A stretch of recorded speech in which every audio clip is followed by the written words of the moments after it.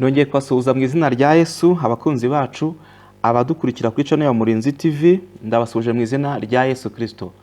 Uyu munsi nabategura ikindi kiganiro, munyemerere mbanze nsenga Imana mbere yo kugitangira. Nongeye gushimira Uwiteka Mana yacu, gushimiye ko uduhaye umwanya wo kuganira ku ijambo ryawe, gushimiye ko abanye natwe iminsi ishize mu biganiro twagiye dukora byose.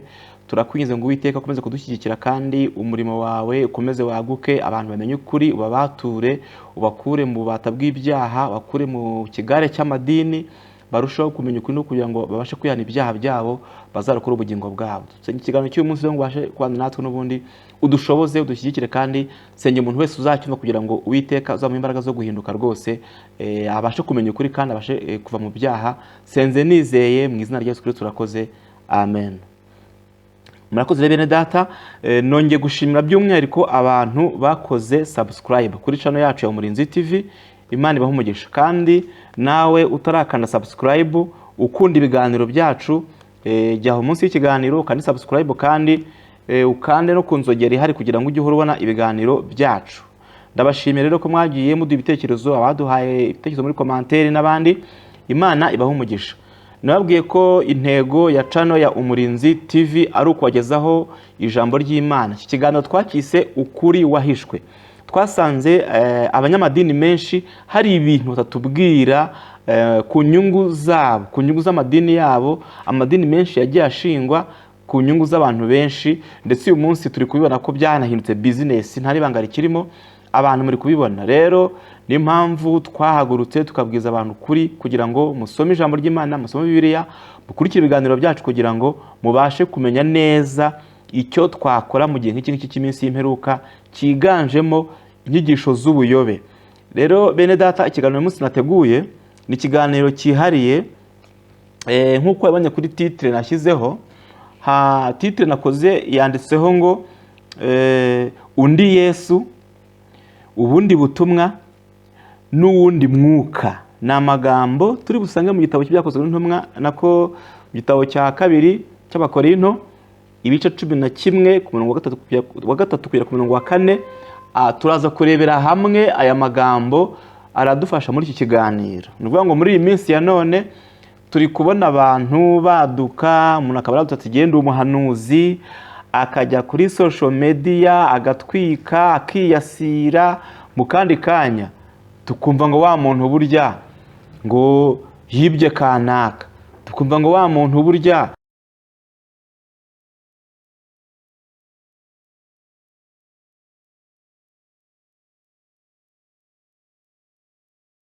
yari umutekamitwe.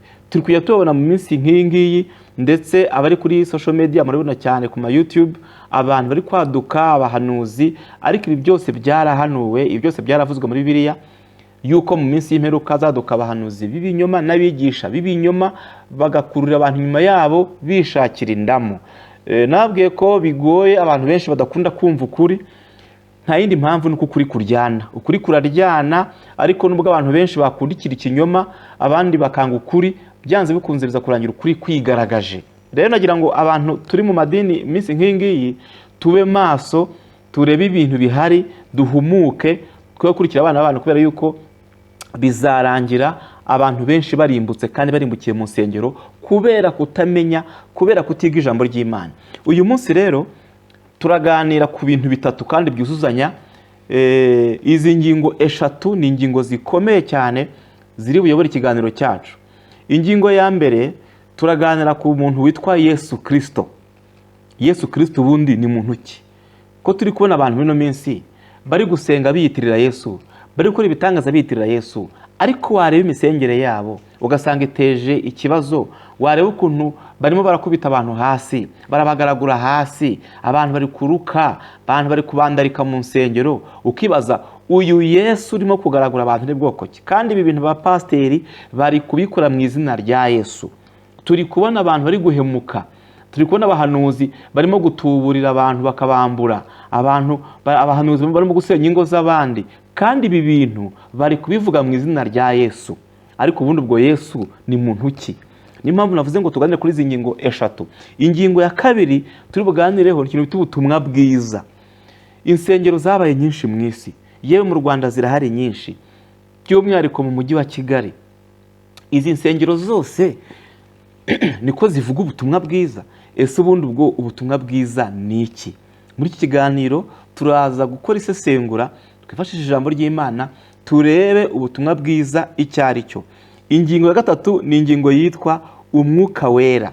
Bene data, turi mu gihe cyo kwitegura Pentekote. Ngira ngo amatorero ya Giprotestanti yemera umwuka wera anahuriye mu kwemera umunsi mukuru witwa Pentekote. Pentekote ni ikimenyetso cyangwa se nicyo kintu kiranga uburyo itorero ryakiriye umwuka wera. Ariko umwuka wera ni iki? Turaza gusesengura muri iki kiganiro, turebere hamwe ngo umwuka wera ni iki, umwuka wera akora ate, akamaro k'uyu mwuka ni akahe. Hanyuma tubihuze nibyo tubona uyu munsi mu nsengero twicayemo. Ese imikorere turimo kubona ni umwuka wera urimo kubikora? Ibitangaza turi kubona birimo bikorwa n'umwuka wera? Nagira ngo nawe ukurikije iki kiganiro tubihuze, dufate ijambo ry'Imana turi bwige, turihuze n'ibyo tubona mu nsengero, hanyuma urusheho kwifatira umwanzuro. Numvishije amadini menshi adukangurira gusengera umwuka wera. Ese umwuka wera barawusengera? Ese umwuka wera barawusaba? Ariko mperuka Bibiliya, ijambo ry'Imana rivuga ko ngo byari ibyasezeranijwe, nk'uko Imana yavugiye mu kanwa k'umuhanuzi witwa Yoweri, yuko mu minsi y'imperuka Imana izasuka umwuka wera ku bantu bose, abagaragu, abaja, abakozi bo mu rugo, abakene, abakire. Ese uyu mwuka wera ko ryari isezerano, kurusengera ni ngombwa, gusaba umwuka wera ni ngombwa? Turaza kubira muri iki kiganiro turebe niba amadini koko yaratwigishije ukuri ko mu ijambo ry'Imana, kugira ngo nawe ahantu uri ufate umwanzuro, kugira ngo ubashe kuzarokora ubugingo bwawe. Ko turi kubona ko amadini menshi yagiye ayobya abantu kandi agakurikira inyungu zabo aho kubereka ukuri ko mu ijambo ry'Imana. Nk'uko twabivuze bene data, ingingo ya mbere tugiye kurebaho yitwa Yesu Kristo. Umuntu witwa Yesu Kristo, uyu Yesu Kristo yagomba kuza mu isi. Nyuma yuko Adamu acumura, umugambi w'Imana wabaye nkaho ukomwa mu nkokora, kandi umugambi Imana yari ifite nuko umuntu yari kuzatura mu isi akabaho iteka ryose, adapfa, atarwara, atababara nk'uko tubona uyu munsi, nta burwayi, nta mpfu nk'uko tubona uyu munsi. Biza kuranya Satani avangavanze, Adamu aracumura. Adamu agicumura rero birumvikana Imana yahise yihutira gukora plan B. Plan B rero nta yindi kwari kohereza Yesu akaza mu isi. Uyu Yesu rero hari ibintu bituranga koko bitwereka ko ari we Yesu. Munyemerere turebe igitabo cya Matayo, ubutumwa bwiza bwanditswe na Matayo, cyangwa se Ivanjiri ya Matayo, ibice 16 ku murongo waho wa 20. Matayo ibice byaho 16, turebe ku murongo wa 20. Turebe undi Yesu Kristo ibye bimeze biti. Reka dusome uwo murongo wa 20 twumve uko havuga. Maze yihanangiriza abigishwa ngo batagira uwo babwira ko ari we Kristo. Kansubiremo. Maze yihanangiriza abigishwa ngo batagira uwo babwira ko ari we Kristo. Ahari habaye iki? Yesu yihereranya abigishwa be, arababaza ngo ariko ubundi iyo muganiriye n'abantu mwumva bavuga ko ndinde? Abigishwa mu bisubizo bitandukanye uko abantu bafataga uyu Yesu. Ubundi Yesu yaje mu isi habaho impaka. Kuko byari byanditswe mu bitabo bitandukanye by'abahanuzi bahanuye ko hari kuzaza umukiza cyangwa se umucunguzi, ari we bivuga Mesiya. Mesiya ari we Kristo. Kristo bisobanura uwasizwe n'Imana. Icyari kumuzana, misiyo yagomba kuzana Yesu Kristo uyu nguyu ari we Mesiya, kwari ugucungura abantu mu bucakara, mu bubata Satani yashyizemo abantu bw'ibyaha no kubarimbuza. Hanyuma umuhanuzi Yesaya arabyandika, n'abandi bahanuzi batandukanye barabyandika. Hanyuma avutse, tugiye kureba ibintu biranga Kristo ko ari we Mesiya. Avukira ahantu habi, ahantu muri karitsiye mbi, i Galilaya ndetse n'i Betelehemu, nk'uko byavuzwe byahanuwe. Avukira i Betelehemu, ariko bagenzura mu byanditswe basanga avukiye i Betelehemu. Bareba ahantu yavukiye mu kiraro, mu rugo rwa Yosefu w'umutindi, Abayuda bakavuga ati uyu ntabwo ari we Yesu, kuko bo bari biteze ko hazaza Yesu Kristo w'umwami, akaza ari umuntu mukuru, ngira ngo hari bimaginaga ko yari kuzava mu ijuru agahita aza akagwa ku isi ari mukuru, agahita aba umwami, akima ingoma, agahita azana amahoro, agakuraho abaroma. Nuko babitekerezaga. Impamvu habayeho rero kumushidikanyaho nuko yaje ari agahinja, akavukira kwa Mariya, kwa Yosefu, akavukira, ariko bareba mu byanditswe, mu byahanuwe, bakabona ni Betelehemu nkuko byanditswe, ariko bareba ukuntu avutse baravuga ati ntago ari Mesiya. Baravuga ati ubu ngubu umuntu nk'uyu w'umukene w'umutindi yazatumarira iki? Hanyuma biza gutuma bamwanga. Mu yandi magambo rero, uburyo Yesu yari yitezwemo yari kuvukamo sibwo yavukiyemo. Umunsi umwe Yesu ngo yiheranya abigishwa, barabaza ngo abantu ubundi bavuga ko ndinde? Baravuga ati bamwe bavuga ko uri umuhanuzi, abandi ngo twumvishe bavuga ko ngo ushobora kuba uri Eliya wagarutse, kuko tuzi ko Eliya yagiye mu ijuru adapfuye. Baravuga ati ushobora gusanga Imana yohereje Eliya ngo azakora ibimenyetso n'ibitangaza hagati muri twebwe mu Bisiraheli. Bati buriya ni Eliya wagarutse, wazutse. Abandi bati bavuga ko uri umwe mu bahanuzi, ntabwo tuzi ngo ni uwuhe muhanuzi bashaka kuvuga uwo ari we. Ariko Kristo yitegereje mu mitima y'aba bigishwa be, arababaza ngo guse ko numvisha abantu bo mu isi bari kunshidikanyaho, mwebwe tumaranye igihe, nakoze imirimo hagati muri mwebwe, nakijije abarwayi, nagaburiye abantu, nakoze imirimo n'ibitangaza mubireba, ubundi mwebwe muvuga ko ndinde? Petero rero aterura amagambo, Mwuka Wera aramuhishurira, aramubwira ngo uri Kristo umwana w'Imana. Imana yacu ishimwe cyane. Uri Kristo umwana w'Imana ihoraho. Niko mu gitabo cya Mateyo dusomye handitse ngo hanyuma Yesu arangije ngo yihanangiriza abigishwa, naha dusomye arababwira ngo nyaboneka ntimugire umuntu mubwira ko ndi Kristo.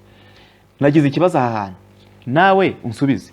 Niyihe mpamvu Yesu Kristo atashakaga kumenyekana? Kuki atifuza ko bamumenya? Icya mbere yavugaga ibintu byiza, ibintu bigaragara bifasha sosiyete, agakiza abarwayi, akagaburira abantu bashonje, agafasha abantu b'indushyi, ukabona afite impuhwe n'imbabazi ku kiremwa muntu. Niyihe mpamvu ariko se atifuzaga ko iyi mirimo imenyekana? Kuki atashakaga ko yamamara ngo abantu babimenye, ndetse akore nk'ibiterane muri stade yuzure, ahamagara abantu avuga ati abarwayi mwese muze mbakize? Mbese nkuko turi kubona uyu munsi bimeze ku bari gushinga amadini bakora ibimenyetso n'ibitangaza tubizo kuganira mu kanya. Icyo ni ikibazo nawe wakwibaza. Mu yandi magambo, ntabwo Kristo yifuzaga kumenyekana. Mu kiganiro giheruka nababwiye ko Pilate zishyanura, Pilate zishyira imbere, Pilate zigaragaza, Pilate barazamamaza cyane, ariko originali ntivuga.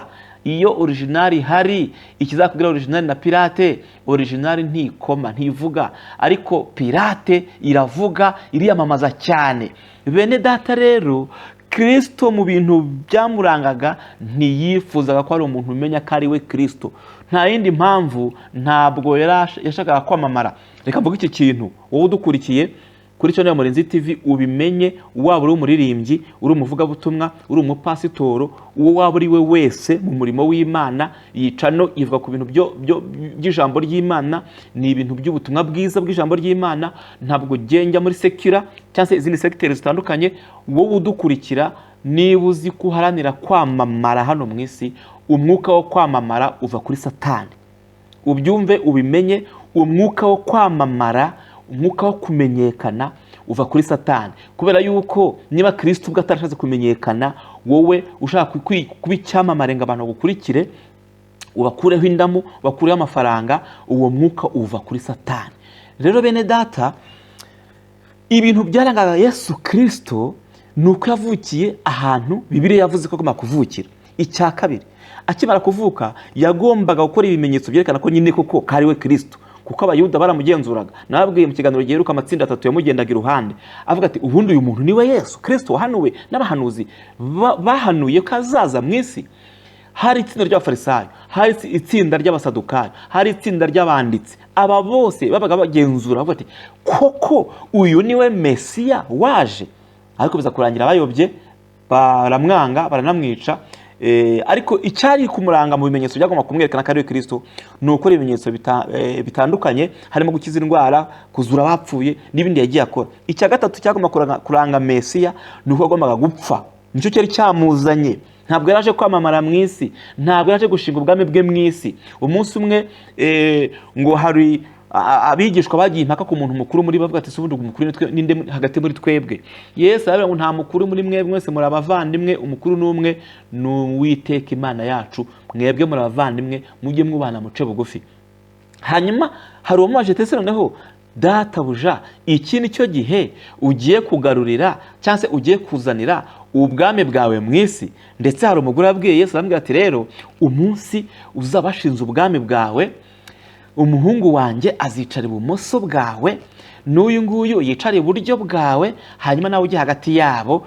Ubwo nyine umuhungu wanjye uzamugira nka minisitiri w'intebe, wowe uzaba uri umwami cyangwa se abakungirije. Yesu arabamubwira ati mugore wiyoba, ubwami bwanjye ntabwo ari ubw'isi, ntabwo naje kwima ingoma hano mu isi.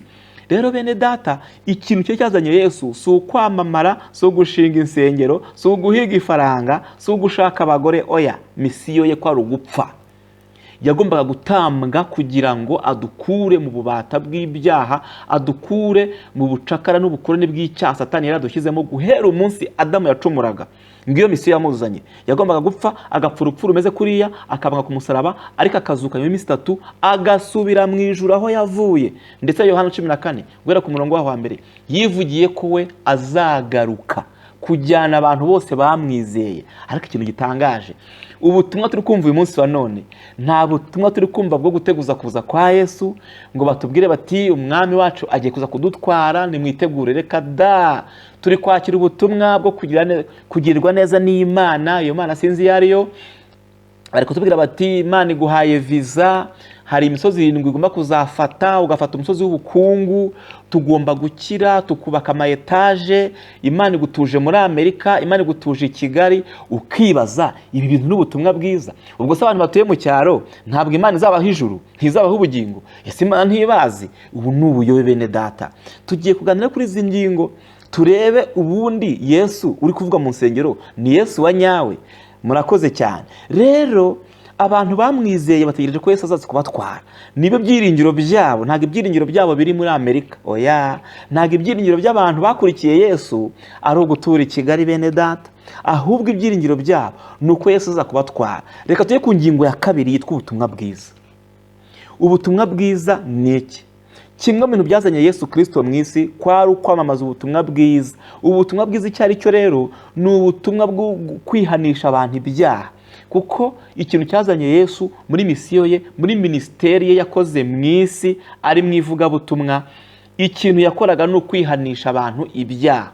Yamara kubihanisha ibyaha akabasengera, akabakiza za ndwara, akabakiza, akazura abapfuye n'ibindi n'ibindi. Ushaka kwibaza se ubwo Yesu nawe yarasengaga? Hari abantu batazi ko Yesu nawe yasengaga. Yego yarasengaga. N'ikimenyimenyi akenshi nijoro yararaga mu bihuru, yararaga mu butayu, yararaga ku misozi, mu mashyamba, arimo asenga n'abigishwa be. Ukibaza ngo niba Yesu Kristo bwe yarasengaga, yari yaravuye mu ijuru, nkawe munyamasengesho, nkawe mupasitoro, nkawe muvugabutumwa, nkawe muririmbyi, ukubita icyumweru cya mbere amezi 3 udasenze, utiyirije ubusa, utubwije ukuri, urimo urahanura ibintu ukuye hehe? Ibi bintu by'umwuka birakama. Ibintu by'umwuka bijya biba expired, kugira ngo byapdating, kugira ngo wongere boosting izo mbaraga z'umwuka wera, nuko ugomba gusenga nyine Imana ikaguha n'ibindi. Atari uko bimeze rero, uri guhanura ibyawe, uri guhanura amarangamutima yawe. Niba uri umuvuga butumwa umupasiteri ukaba udasenga, urabwiriza ibintu ukura he? Inspiration yivuga butumwa kiva mu ijuru, umuntu yasenze Imana ikamuhishurira, ikamuha message, nkawe urimo urabwiriza ibiki udasenga? Yesu yarasengaga, akajya ku musozi, akarara ijoro n'abigishwa be kugira ngo Imana imwohe indi message y'umunsi ukurikiyeho. Naho uyu munsi twumva abantu bafite aka message kamwe nako kagapapirano bahimbahimbye, ni ukuvuga Imana ikugire neza, Imana ikugire neza. Ukibaza iyo neza y'Imana ubundi ni bwoko ki? Abantu barakamye, ntacyo kuvuga bafite kuko batagisenga. Rero ubutumwa bwiza ni ubwihanisha abantu ibyaha. Mu gitabo cya Mariko, Evangelii ya Mariko ibice byaho 2:5 havuga uburyo Yesu bamuzaniye umuntu wari urwaye, yaramugaye ibirenge byombi. yari aryamye mu ngobyi, ikintu kimeze nk'ingobyi bamujyanagamo bakamuheka ku rutugu. Ingobyi ya kinyarwanda ngira ngo murayizi abantu b'abanyarwanda, ingobyi ya kinyarwanda ya kera baryamishagamo umurwayi bakajya mu mujishi bakamuheka bakamutwara gutyo. Uyu murwayi nuko yaje bamutwaye, ngo bageze ku muryango basanga haruzuye, baravuga ati turanyura hehe, ariko ngo bazamura kwizera ahantu humve neza. Ntabwo umurwayi rero wagize kwizera, ahubwo bamuzanye bo bazamuye kwizera. Baravuga ati bwo huzuye umuryango huzuyemo abantu, dushaka kandi kumubona, reka dupfumure hejuru dukuremo ibati, hanyuma tumumanurire ku ngobyi, tumushyitse neza aho Yesu ahagaze. Bakora imibare, bakuraho ibati hejuru, basakambura inzu, bamanura murwayi. Ngo Yesu abonye kwizera kwabo, ntabwo ari uko umurwayi s'il-vous-plaît, ahantu humve neza, avuga ijambo rikomeye ryateje impaka ku Bayuda. Ngira ngo na n'uyu munsi ryakabaye riteza impaka ku bw'abigisha b'ibinyoma dufite mu nsengero z'uyu munsi. Arababwira ngo kwizera kwanyu uyu muntu ndamukijije. Ariko abwira uyu murwayi ijambo rikomeye cyane, aramubwira ngo mwana wanjye, ibyaha byawe urabibabariwe. Aha wagira ikibazo, uyu muntu yaje kugira ngo akire ubumuga afite, uyu muntu aramugaye. None Yesu we avuze ibinyuranye n'ibyo twari twiteze ko yagombaga kuvuga. Aramubwiye ngo ibyaha byawe urabibabariwe, ntamubwiye ngo indwara yawe irakize, ntamubwiye ngo ubumuga bwawe bukuweho, aramubwiye ngo ibyaha byawe urabibabariwe. Ibi byerekana ko ikintu gishishikaje Yesu Kristo mu kintu bita ubutumwa bwiza ni ukwihanisha abantu ibyaha. Hanyuma yamaze kumukiza, ariko ibyo byaha amukiza n'uburwayi. Bivuze iki rero bene data? Ibintu byitwa ubutumwa bwiza ni ukwihanisha abantu ibyaha, hanyuma ibindi biza nyuma. Nababwiye yuko hari ibintu dusengera tutakabaye dusengera. Nzakora ikiganiro cyariye ku mwuka wera. Ntabwo umwuka wera bamusaba bamusengera, kuko ni isezerano Imana yadusezeranyije. Iyo wihannye ukakira Yesu nk'umwami n'umukiza wawe, ako kanya imyuka y'abadayimoni iri kurimo za kandi n'ibindi itabigenda, umucyo w'Imana ukamurika mu mutima wawe, umwuka wera akaza agatura muri wowe. Ni Imana izikabana nawe imbere. Ntabwo ari ibintu bijya gusengera ngo ujye kanyarira, reka da. Ikibazo se kwanza wakiriye Yesu, warihannye. Hari ahantu hamwe nigeze gusengera mu cyumba kimwe cy'amasengesho, bazana umukobwa wari indaya rwose izwi ruharwa yo ku muhanda, bati uyu muntu tugiye kumusengera yuzura umwuka wera. Ndatangara cyane, kandi harimo abantu b'abahanuzi, abantu b'abadiyakoni, ukibaza aba bantu ubundi bazi ibyo barimo. Bafata ya ndaya barisengera, barasenga bati uzuzwa, ati Imana ikuzuza umwuka wera. Iki ukibaza uyu mwuka wera araca hehe? Rero muve mu buyobe n'ubujiji. Umwuka wera tuwakira iyo twakiriye Kristo. Iyo dukinguye amarembo, Yesu akinjira muri twebwe, ako kanya automatically nk'uko Imana itakuzaho. Mu yandi magambo, hari imbaraga ebyiri zikontorora umwana w'umuntu. Iyo atari umwuka w'Imana, ubwo ni uwa Satani. Iyo utari uw'Imana, ubwo uri uwa Satani. Nta hagati no hagati habaho, nta kugerageza. Ubwo niba udasenga uraraguza, ugacuragura, ugaterekera, niko bimeze. Ubutumwa bwiza rero ni ubwihanisha abantu ibyaha, ariko mumbwire niba mu nsengero uyu munsi muri kubonamo ahantu insengero zanyu barimo kwihanisha abantu ibyaha. Harimo za komedi, no gushyiramo ibisirimba, bagasimba amasaha 3, ubundi bakitahira ngo twafashijwe, twagize ibihe byiza. Byahehe byo kajya ko nta jambo mwigize mwiga, ko nta butumwa bwiza, ibyaha birajojo. Hari amasezerano abantu bari guhabwa, amasezerano rwose adafite ahantu ashingiye, ukibaza umuntu w'umunyabyaha arakira amasezerano y'umugisha, uyu mugisha uranyura hehe? Urabanza ukihana ibyaha, umara kwihana ibyaha ugatsindishirizwa. Gutsindishizwa no kuvuga iki? Ni uguhora unesha ibyaha byakuneshaga. 3, ugahora wezwa mu gihe wakoze icyaha, ukihana, ugasaba Imana imbabazi. 4, hanyuma ukakira imbaraga z'umwuka wera, noneho bikarangira uri umuntu utegereje kuza kwa Yesu. Ntabwo dutegereje kujya muri Amerika. Si ibyo kujya muri Amerika ari icyaha, nta nubwo ari na bibi, nanjye wahanjyana najyayo. Ariko mu by'ukuri se ryo byiringiro by'abizera, gutura i Kigali se ryo byiringiro by'abizera? Oya da. Ubyiringiro byacu ni ukuzajya mu ijuru tukabana n'Imana igihe akaramata.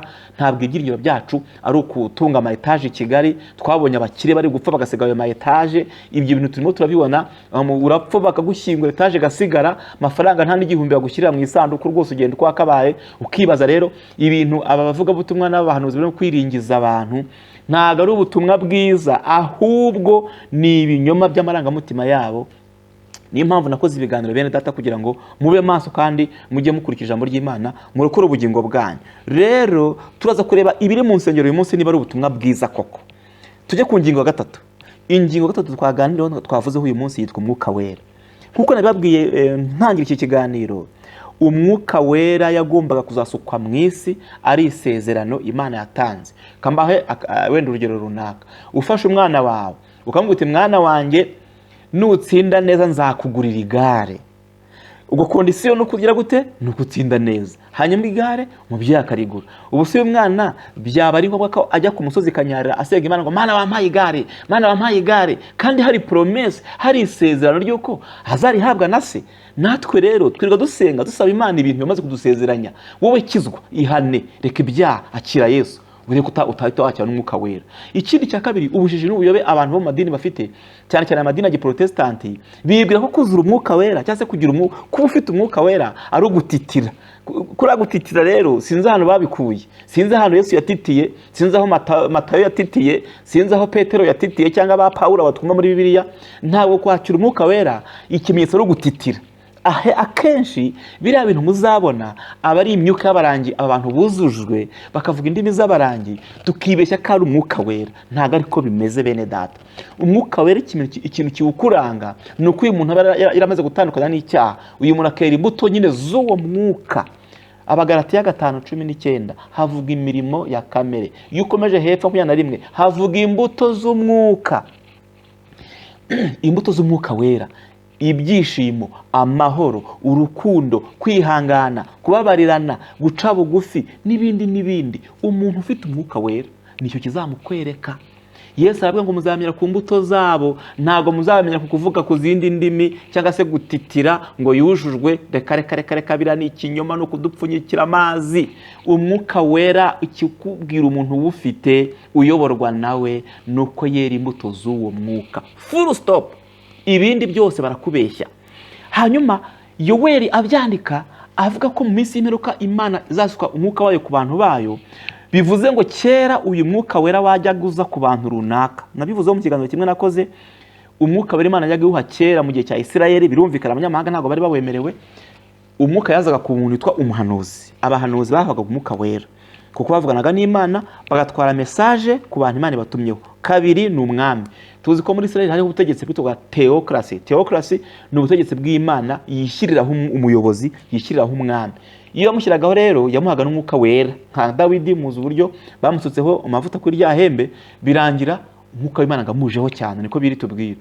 Rero iki ni icyiciro cya kabiri cyakiraga umwuka wera. Gatatu ni umwami. Umwami wa Isirayeli twamubonye. Hanyuma n'abantu abandi bitwa ngo ni abanaziri. Abanaziri bagara abantu Imana yatoranyirije gukora umurimo wayo mu rusengero igihe cyose, nk'abacamanza twabonye twabaye Yefuta, abasamusoni n'abandi, babaga bafite umwuka wera. Hanyuma mu gihe rero Imana yavuze iki kintu ibibwira Yoweri akabyandika mu buhanuzi bwa Yoweri, nuko ngo mu minsi y'imperuka ni turimo nyine ubyumve neza, ngo Imana ari gusuka umwuka wayo. Gusuka uri kubyumva, ni ugusuka ku bwinshi, ntago ari donyi nkuko gihe byabaga bimeze mu gihe cya kera. Ngo uyu mwuka ugomba kuza ku bantu noneho bose, nta guhitamo, nta kuvuga ngo ni mu bakire, ngo ni ibwami, ngo ni abantu bakomeye. Oya, abantu bose. Umwuka w'Imana yagombaga kumusuka ku basore, ku nkumi, abakambwe, ababyeyi, abasaza n'abakecuru, abaja n'abagaragu, ku buryo ngo umuntu wese yari kwakira umwuka wera. Si ukwakira nyine gutyo mu kigali ngo Imana yasutse turakiriye, ahubwo ni ukwihana. Umuntu wihannye akareka ibyaha, akakira Yesu mu mutima we, umwuka wera utamuzaho, nta kureba ku marangamutima, nta kureba ngo ibi n'ibi. Bivuze iki rero? Icyo gihe twakikizemo kuri Pentekote. Reka turebe igitabo cy'Abakorinto, mbabare gato, turebe igitabo cyitwa Ibyakozwe n'Intumwa, turebe iby'uyu mwuka wera ukuntu wasezeranyijwe. Ibice byaho ni bibiri. Nabwiye ko ibiganiro mbagezaho mbisubiremo, si amarangamutima cyangwa se ibitekerezo byanjye bwite, ahubwo ni ijambo ry'Imana tuganiraho, tukarisesengura. Nawe udukurikiye jya uduha igitekerezo muri commentaire, uduhamagare, uduhe inyunganizi, kuko ubwami bw'Imana bugomba kwaguka kandi message z'Imana zikagera ku bantu bayo. Dusome Ibyakozwe 2:17 twumve ijambo Petero yavuze.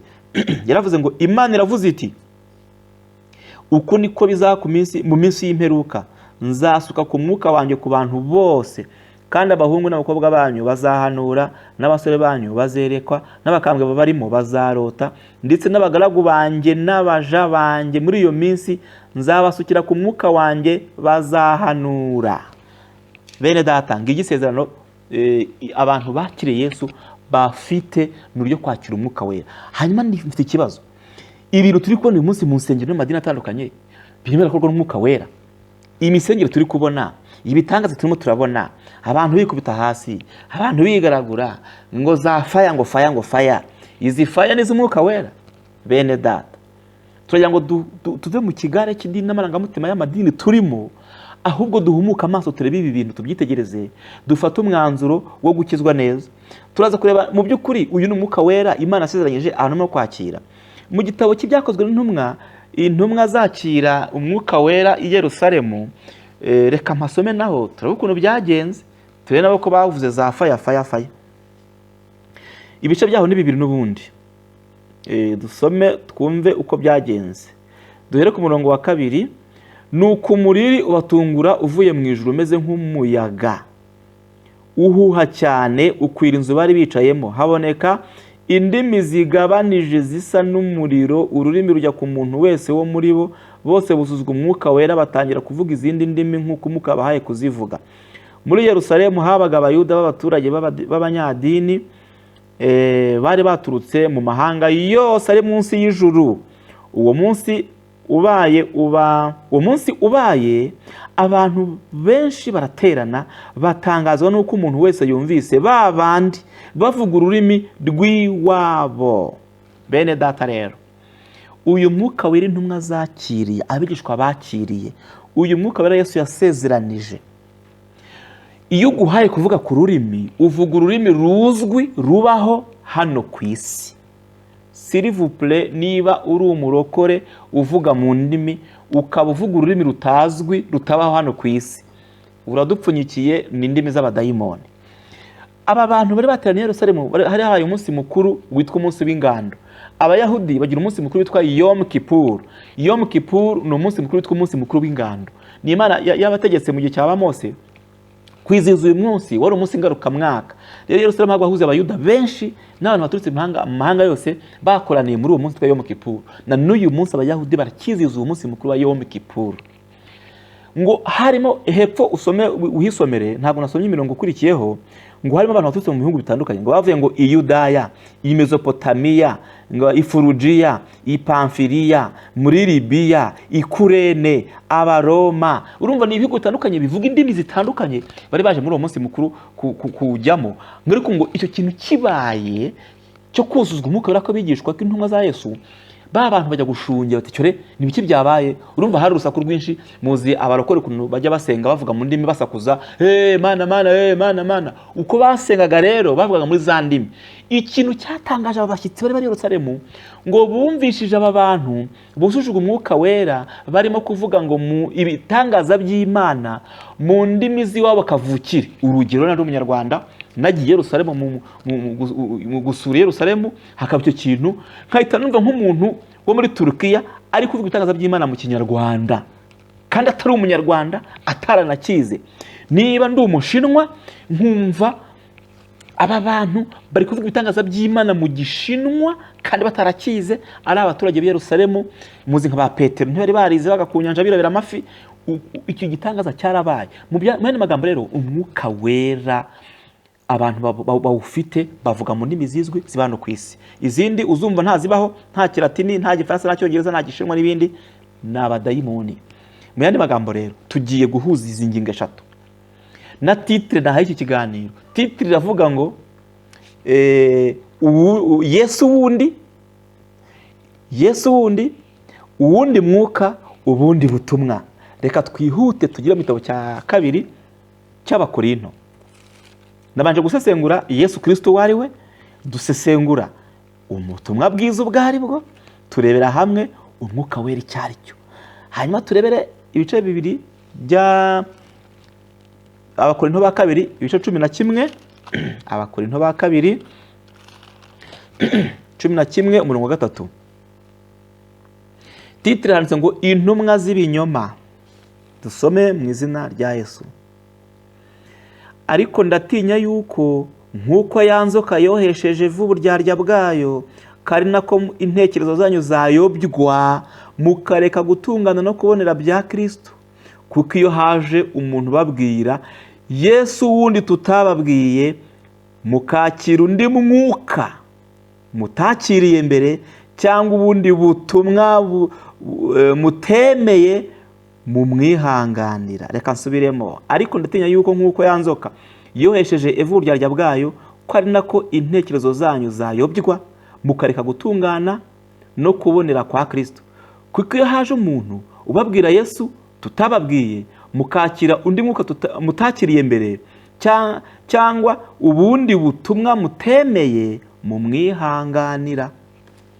Bene data, aya magambo avugwa na Pawulo yayavuze avuga ko hagiye kuzaduka intumwa z'ibinyoma, kandi izi ntumwa z'ibinyoma zizaza zivuga Yesu wundi utari Kristo.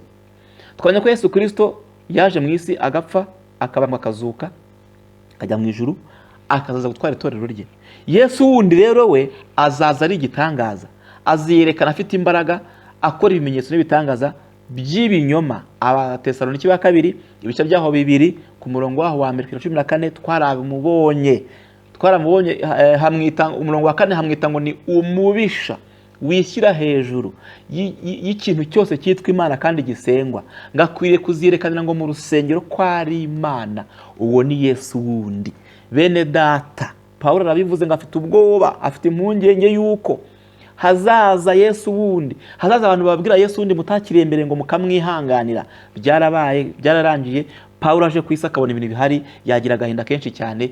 Ibi turi kubona mu madini no mu nsengero byinshi bari kuvuga Yesu wundi, ukibaza mukafite n'abakiriho ubushize mbereka abapasitoro muri Uganda n'ina mu Rwanda birahari, nzakabereka ko abanyarwanda bari gukubita abantu hasi bakabahuha, sinzi amavuta ngo basiga basiga ngo ni oil, ngo ni oil, ngo ni olive oil, ngo na amavuta ya elayo, bakayagusiga ukikubita hasi ukigaragura ugatitira umuntu akaruka. Mu by'ukuri uyu ni umwuka wera. Bene data, oya oya oya, hunga utarimbukira muri urwo rusengero urimo.